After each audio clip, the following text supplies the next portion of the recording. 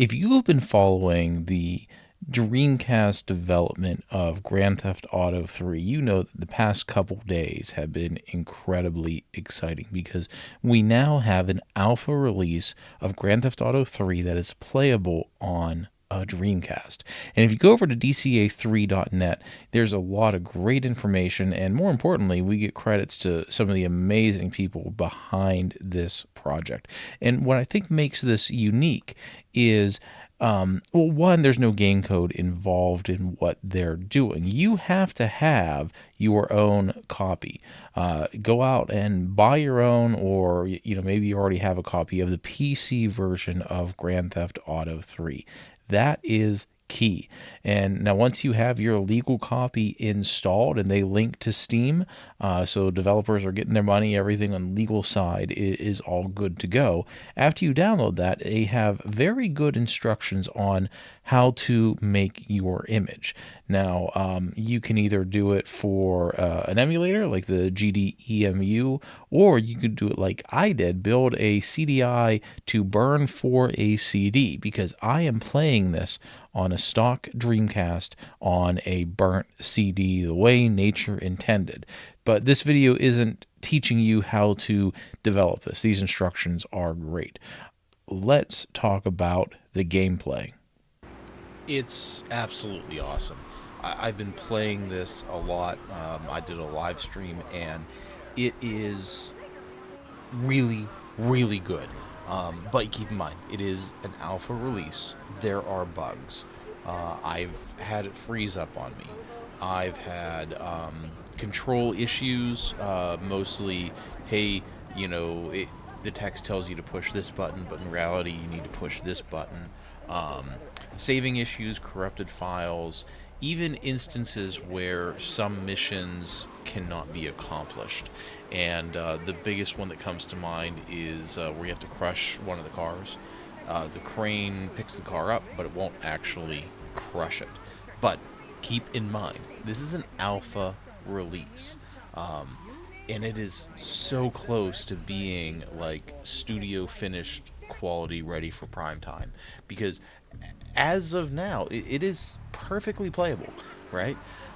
Yes, it crashes. And when I say it crashes, I've had 3 instances where it absolutely crashed, and I had to turn the Dreamcast off and start it again. That's not bad. That is not bad. The saving issues, again, I lost some data, but, okay, it happens, right? In a perfect world, it shouldn't, but you know what? When the Dreamcast was new, and even the PlayStation 2, I had some issues with saving, and it's just what it was. But with time, they're going to get better, and they will. And the Discord is full of people communicating with the team, putting in tickets, putting in troubles, and they are working on it. The things that I've brought up in Discord, they've already said they've addressed, they know about, or they have a fix. And I think when we get the next release, it's just going to be so much better. And I'm hopeful for the next release, because the way that this is distributed, because you're only getting the SDK, you have to own the game. I really hope that is going to be their legal loophole. And as you can tell, it looks great. Like, this is captured directly from my Dreamcast, stock Dreamcast, and it looks beautiful. As a matter of fact, I would say, if I didn't tell you, it would be indistinguishable from the PlayStation 2 version.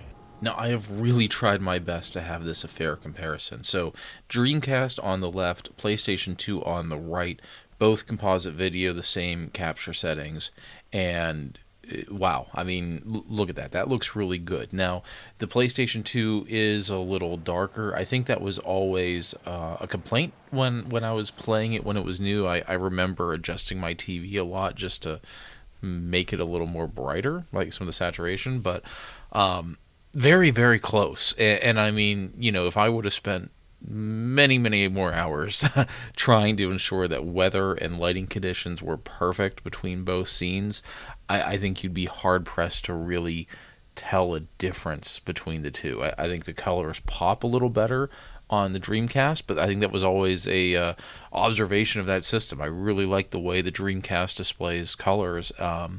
And I think the PlayStation 2, although it's not as colorful, I think it has a little more depth as far as the images. Now, one interesting implementation that the dev team put that is unique for the Dreamcast is how they use the VMU. If you have a VMU plugged in, you get real-time statistics of the game. I really like the frame per second counter, and what's interesting about that is, again, it's an alpha, so there's a lot of optimization to do, but it bounces all over the place. Now, these two aren't exactly synced, but when you're driving, I've seen high teens, low 20s. If there's a lot of stuff in the background, it'll go down a lot sometimes. But it's really great to have that data.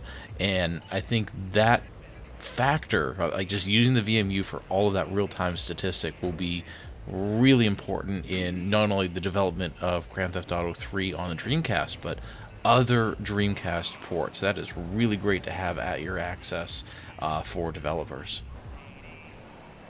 I think you have to admit, on multiple levels, this is a very impressive port. Modern Vintage Gamer, puts this in his impossible port categories, and I agree with it, because this has been a debate for years.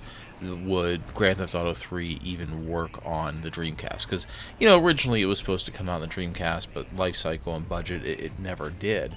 But because of the mechanics of how this works, it's really pushing the console. And, I think what the team was able to accomplish is amazing. I am thoroughly impressed with this, and I really look forward to the next stable version and seeing what they were able to correct and what optimization they're able to bring to this port. So, hey, we're going to wrap it up, but even if you're not a big Grand Theft Auto fan, if you have a Dreamcast or you have an emulator, I recommend checking this out just to at least experience it, because playing Grand Theft Auto 3 on a Sega Dreamcast is a really unreal experience. The controller feels really, really good for this game. Almost too perfect. I almost prefer, now that I'm playing it, I almost prefer using the Dreamcast controller than the PlayStation 2. And I've been trying to go back and forth, right? It feels really good in this console.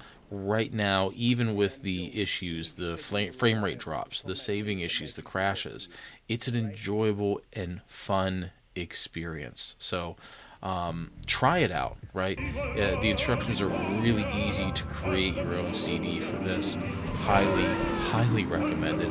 And check out some of the other videos, especially Modern Vintage Gamers review on this, and just other people who know way more about Dreamcast development than I do, because this is impressive on so many levels, and you really have to see it with your own eyes on your own system to really appreciate the work that the team did into this, but how polished it is so far.